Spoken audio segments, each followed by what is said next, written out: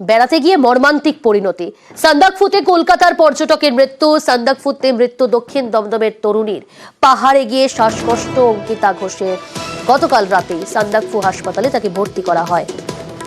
আরো ডিটেল জানাবে পার্থপ্রতিম রয়েছে। পার্থপ্রতিম, দেখো, ওখান থেকে 4 পর্যটক তারা সান্দাকফুতে বেড়াতে এসেছিলেন এবং গতকালই তারা সান্দাকফু থেকে ফিরে সান্দাকফু থেকে ঠিক 19 কিলোমিটার নিচে টুমলিং বলে জায়গা রয়েছে, সেখানে তারা ওঠেন এবং সেখানেই রাতে যখন বাথরুম করতে যায়, যেটা প্রাথমিকভাবে তার বন্ধু যারা সঙ্গী ছিল তারা জানাচ্ছে যে বাথরুম করতে গিয়ে সেখানে সে পড়ে যায় এবং সেখান থেকে তাকে দ্রুত জিটিএ সৌজন্য তাকে দ্রুত নিয়ে যাওয়া হয় টুকিয়াপকি ব্লক হাসপাতালে এবং সেখান থেকে তাকে রেফার করা দার্জিলিং সদর হাসপাতালে।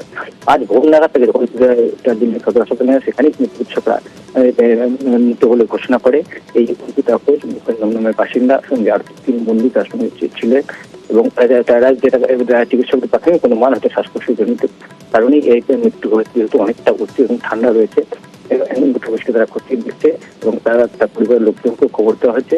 জিটিএস যে স্বাস্থ্য বিভাগের সভাসদ তিনি ঘটনাস্থলে পৌঁছায় এবং যাতে কলকাতা ভোর 3:20 খবর আসলো হচ্ছে বাথরুমে পড়ে গিয়ে নাক দিয়ে রক্ত বেরিয়েছে, আমরা হসপিটালে নিয়ে যাচ্ছি।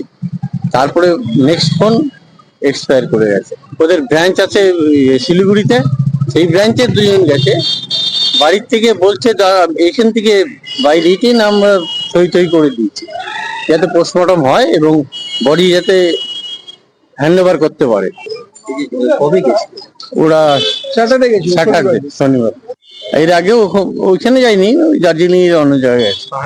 হ্যাঁ, পাহাড়ে আছে, আরো গেছে, হিমাচলে গেছে, ঘোড়ার নেশা আছে। 4:30টার সময় আমাদেরকে ফোন করে জানানো হলো যে এই ঘটনা হয়েছে, অঙ্কিতা এক্সপায়ার করে গেছে। আমরা তো রিয়েলি শক, মানে একটা ইয়াং 28 বছরের মেয়ে আর নেক্সট ইয়ারের মিডল অফ দ্য উইক মানে ইয়েতে ওর বিয়ে ঠিক হয়ে গেছে, বিয়ে হবে এরকম একটা জায়গাতেও আছে। ও রিসেন্টলি চাকরিও চেঞ্জ করে একটা ভালো চাকরিতে ঢুকেছে। আমরা সকলে খুব খুশি ছিলাম ব্যাপারটা নিয়ে, কারণ she was the only earning member of the family.